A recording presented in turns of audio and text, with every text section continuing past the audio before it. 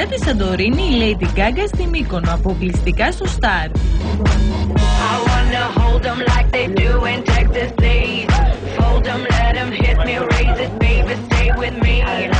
Στα πλάνα που παρακολουθείτε, η κεντρική τραγουδίστρια ψωνίζει από κατάστημα με κοσμήματα.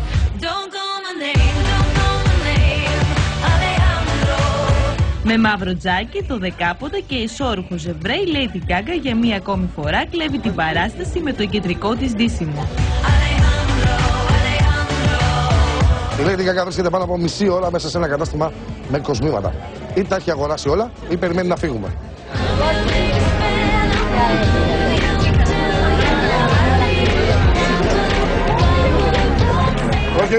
Όχι στην κάμερα.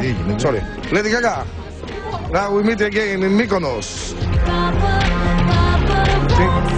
Οι security συνέχεια δίπλα της προσπαθούν με κάθε τρόπο να καλύψουν τα επίμαχα σημεία της.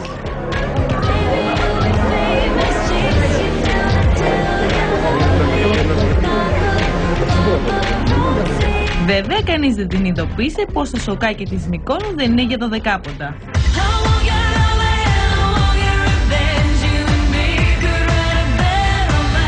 Ματογιάνια την ακολουθούν όλοι για να τη δουν από κοντά. Να πάρουν μια φωτογραφία. Την πήρε αγκαλιά και φεύγει, τρέχοντας. Πρέπει να τρέξουμε και εμείς μας λίγο ταξί. Με την κάμερα. Με την κάμερα σταματάνε όποιον τραβάει φωτογραφία, τη Lady Gaga. Και βλέπετε τι πανικός γίνεται. Οι άντρες ασφαλείας τρέχουνε με τη Lady Gaga και εμείς τους κυνηγάμε. Στη left, ένα απίστευτο κυνηγητό μες στη Μύκονο. Ένα απίστευτο κυνηγητό μες στη Μύκονο. Αυτό δεν έχει ξαναγίνει ποτέ, αγαπητοί φίλοι.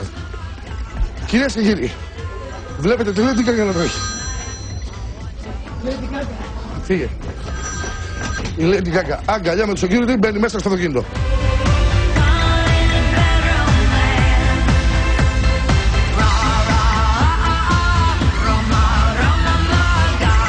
Έχει κλείσει τραπέζι η Lady Gaga, έχουμε ετοιμάσει τα πάντα εδώ για να έρχεται για τον ύπνο απόψε εδώ. Αλλά με αυτό που έγινε, ας πούμε, που το κυνηγάγανε όλοι μέσα στα απογεία από εδώ, έφυγε.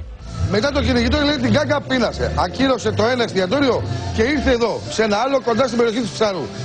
Όμως, σε αυτό το εστιατόριο μέσα, κάποιοι γιορτάζουν ένα γάμο. Όταν λοιπόν είδανε το φωτογράφο να τραβάει φωτογραφίες στους καλεσμένους του γάμου, τρομάξανε γιατί νομίζανε ότι ήταν παπαράτσι.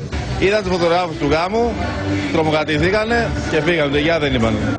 Οι άντρες ασφαλείας τρέχουνε με τη Lady Gaga και εμείς τους κυνηγάμε. Τι νηστική έμεινε ολόκληρη Lady μετά από τόσο κυνηγητό.